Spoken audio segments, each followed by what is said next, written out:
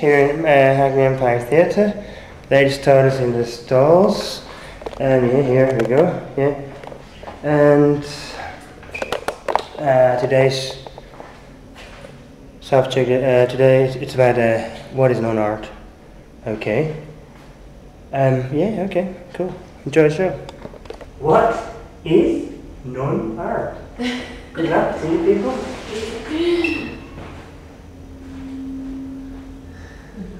It's a difficult question, isn't it? Yeah. It's almost exactly the same as what is art, really, isn't it? It is, yeah, it's difficult to actually explore without touching on the question of what is art. Yeah. And that again is a kind of completely subjective thing, isn't It is. I've kind of been thinking about it for a couple of days and thinking, can I come to the conclusion that something that is accidental is not art?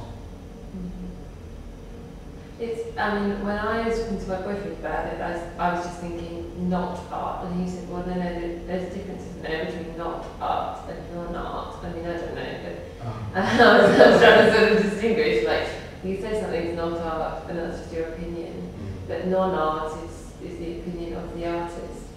That's what his opinion, that's what my boyfriend thought. He was saying non-art is when an artist says that their work isn't art, which is different from anyone else saying, like it's almost prescribed as this is a piece of art. You know? Hi, Jane. But that's starting to get quite semantic, I think, and a bit unnecessary detail, but I suppose. I suppose you have to assume that there's an artist involved in the first place. Because I mean, you hear these stories about, you know, a 2-year-old scribbles and something, and then someone puts it up on the wall and sells it for £5,000 as a piece of art. I don't know. I mean, I would say that's more accidental. But then, by definition, an artist is someone who makes art. Surely, as soon as something qualifies as art, you're an artist. Yeah, but does the artist have to do it deliberately, or to be a piece of art, does it have to be a deliberate act of making a piece of art? Or could it, I mean, could an artist like a pot painter and say, oh, that's pretty, we'll sell that, and that's art? Well, I would say that that's accidental, and therefore it's just a happy accident rather than a piece of art. Yeah. Well, I had an applicant for, I think it was the Turner Prize, who sent in his piece of work. It wasn't the Turner Prize, it was another prize, I can't remember what it's called, it's really useful. He sent in a sculpture of a person's face, sort of screaming like this, and it had to sit on a kind of, not plinth, but some sort of stand. It was just a V-shaped stand, because it was round, it wouldn't stand up on its own. And he had to wrap them up separately. And when it came for the panel to decide, they said, oh no, you got through, you won, you're one of the finalists. And we really, really loved the piece of work. And he got a second letter saying, sorry, you've not been successful. But basically, his stand got through to the final, not the sculpture.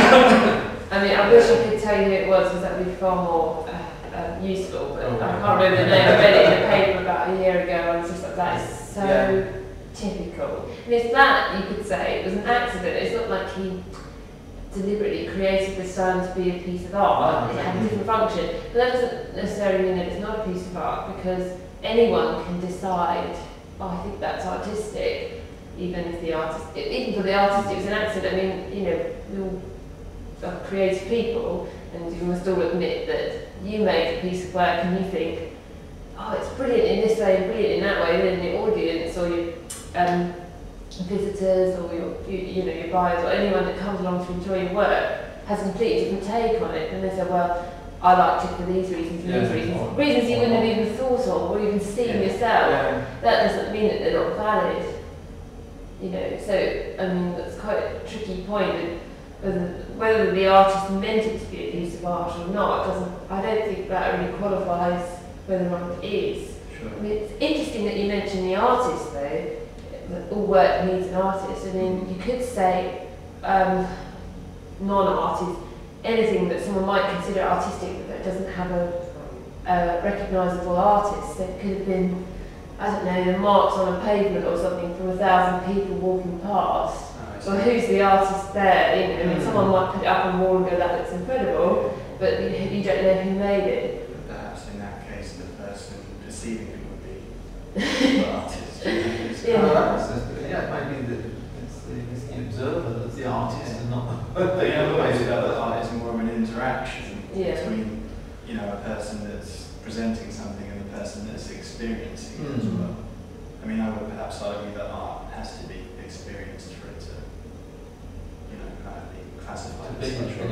Anything at all. But I mean, it's that sort of classic point of if you don't notice it, or you don't know it's art, then therefore it doesn't exist really, because it's not been recognised or appreciated by anybody. Therefore, that's not a piece of art because no one acknowledges, not even the artist or the maker or the passerby acknowledges it as a piece of art. You don't acknowledge that chair as a piece of art. You acknowledge it as a piece of furniture. Although some people might, but you know, it's hard to say. Probably the things you wouldn't think of that you could classify as non-art because you've never even thought of them in that way. It's a difficult one. I mean, yeah, it's. Well, that kind of goes back to whether my theory that art has to be deliberate. Yeah. It has to be a deliberate act of painting, making, singing, dancing, whatever. And that if it's not, if it's an accident, then it might be artistic, but to me it's not art. It's just a serendipity. Yeah.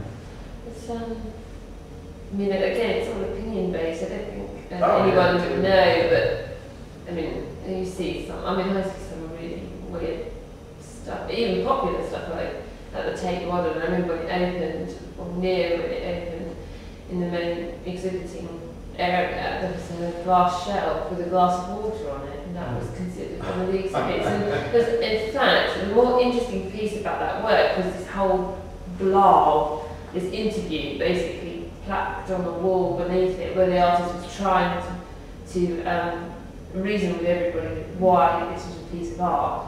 It's a piece of art because I say it is, and that was basically his argument. Yeah. But he went on into, I mean, unrelenting kind of detail about why it is theoretically a piece of art, which was a bit boring, and no one was really could be bothered to read it. But it was interesting because you were drawn to it.